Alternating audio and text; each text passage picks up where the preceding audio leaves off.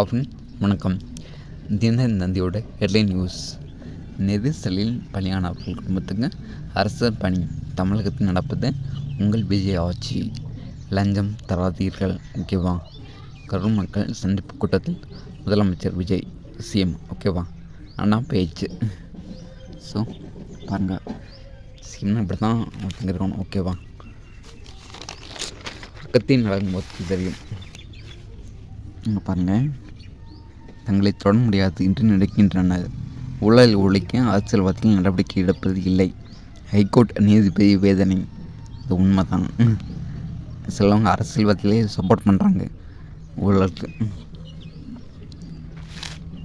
இப்போ வேறு திருச்சி கிழக்கு அம்பை உள்பட 5 தொகுதிகளுக்கு இடைத்தேர்தல் அறிவிக்க தடை. ஹைகோர்ட் உத்தரவு, ஓகேவா?